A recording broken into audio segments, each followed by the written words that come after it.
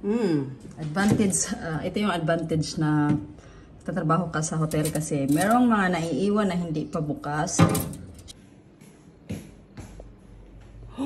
Wow!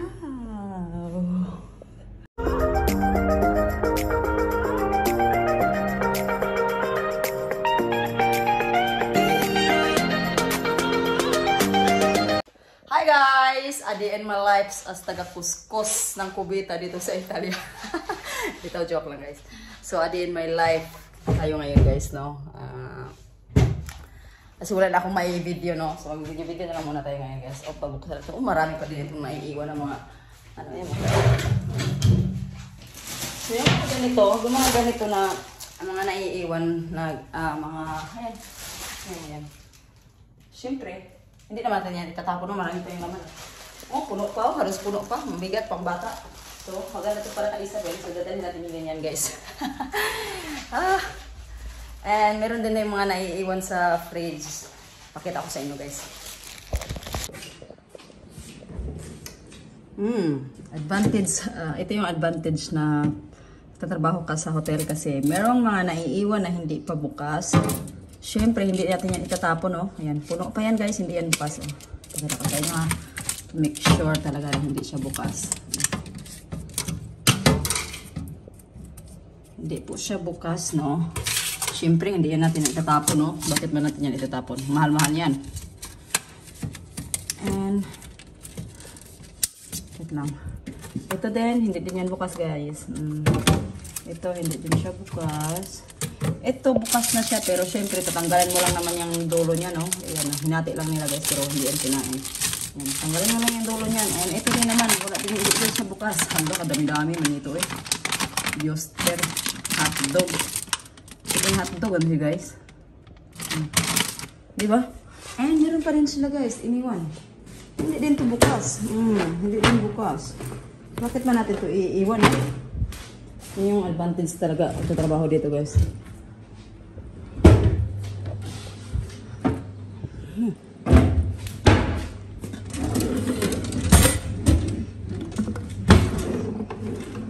Diba?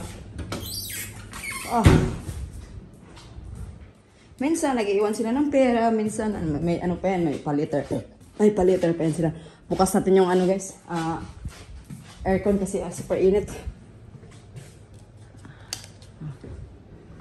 Ang aircon dito hindi mag-start pag hindi naka-close yung lahat ng pinto o putang ina mo. Doesn't work man this one. Ayaw mag-close. I think kailangan mag-ano. Ayaw kasi mag-close pag ano. Tawag dito, guys.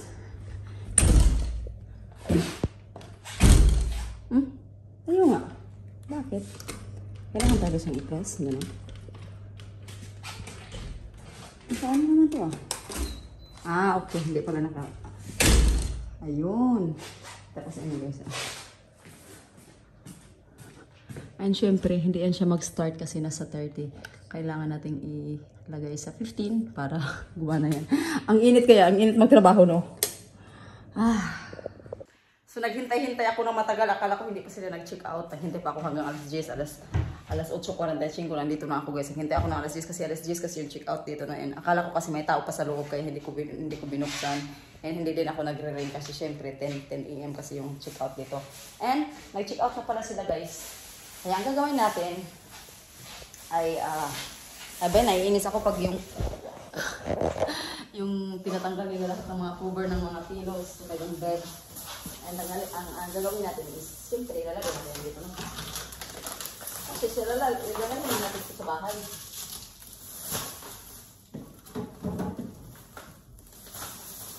Ang dami kong mauuwi talaga, guys, pag ano. Alam mo, pag mga foreigner yung aming guest, ang dami kong mauuwi mga pagkain kasi iniiwan kasi nila lahat, eh. Itong milk kasi bukas na, itapo natin ito. Dahil kung may uwi ba sa mga foreigner, mostly yung mga guest namin ngayon is mga foreigner, taga France, taga Hungary, taga Austria. Walang mga Italian nag-ano ngayon dito kasi madumi kasi yung dagat, eh. Kaya alam nila yung madumi na ganun, hindi sila kumukuha. Siyempre yung mga foreigner hindi ba nila alam, no? Ayan. Ay, hindi pala. Tsaka ko na pala ito itatanggalin sa ref kasi fresh.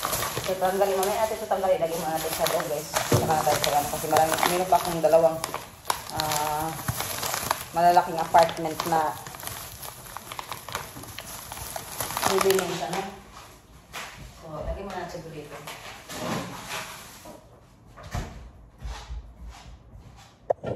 Tapos ito, puno. Hindi yan bukas. Kasi hindi yan bukas. Diba? Mahal din kaya to. Nasa halos 3 euro din to. 3 euro something. Something like that. So, ayan sige guys. Magre-release muna ako dito. Alam niyo guys, mabilis lang naman yung trabaho talaga dito guys. No? At nagtatrabaho ako every day. Actually, meron akong off every once a week. No? And every day, ang work ko lang is from 2 to 4 hours. Sometimes 3 to 4 hours. Depende pag maraming check-out. Pag marami naman check-out guys, meron naman akong katulong. No? So, ano lang talaga, pag daily na meron lang, like for example, 3 o 4 lang yung mag-check out a day. So, ako lang po yung mag-isa, no? Kasi kaya ko naman siyang alinisin for like 3-4 hours. Pero, sa iba kong kasama, umabot yan minsan ng 6 hours sila nag-linis. So, depende talaga yan sa'yo guys. Hawak mo yung oras mo. And kung gaano makabilis maglinis. Pero syempre, hindi yung linis na washing lang, no? Kailangan mo din talagang ayusin. And, ayan, thankful lang talaga ako nung na si Tony nagbantay kay Isabel. Kahit minsan napagod si Tony, minsan na-stress na siya, pero mahal na mahal naman niya si Isabel. Mahal na mahal niya sila Isabel, mga anak ko. Kaya binabantayan. Minsan talaga sinasabi niya, ayaw niya magstay hanggang matapos ako sa trabaho, magbantay kay Isabel. Kaya sabi ko kasi sa kanya guys, pag ikaw na nagtrabaho, walang problema sa akin, mag-i-stop ako. Ayaw naman yung trabaho dito sa Italy guys kasi maliit sahod. Gusto niya kasi sa ibang bansa lagi kasi malaki sahod doon. Dito kasi sa Italy maliit pa talaga ang sahod dito guys. Pero para sa ating mga Pinoy, malaki na siya, no? Pero sa kanila na, nasasanay sila sa malaking sahod kaya maliit talaga para sa kanila, no? So ngayon guys, mag-vacuum na ako and bibilisan lang natin to kasi meron pa akong dalawang apartment na linisin.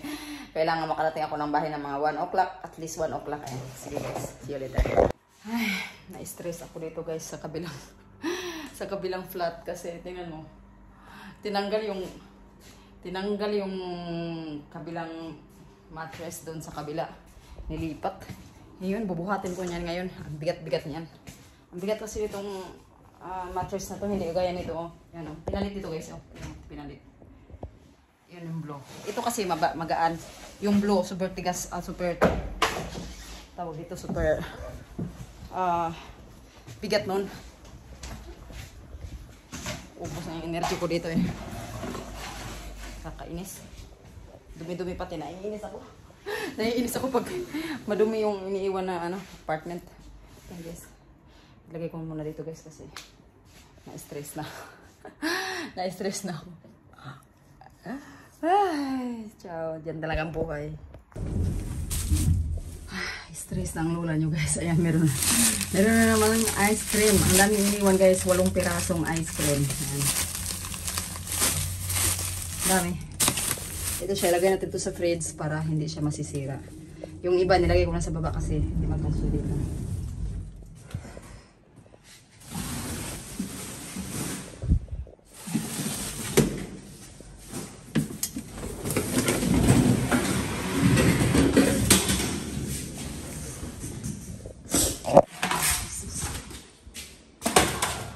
Tingnan natin dito guys kung malinis. Pero bago yan, ilagay mo natin ito sa freezer. O yun, medyo malinis dito. Sa freezer kasi masisira ito eh. Tingnan natin kung walang iniwan. Oh, walang iniwan. Pero malinis siya, malinis. Hindi siya madumi.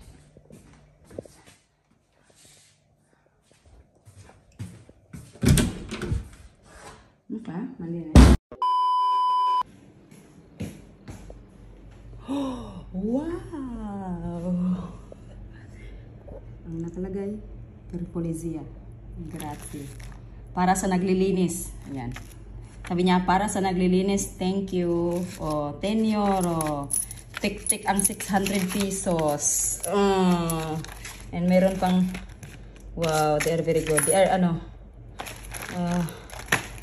this is the girl, this is not the girls yesterday. Yes, this is all the girls yesterday. 4 girls. Young girls. Nice. Oh, di ba?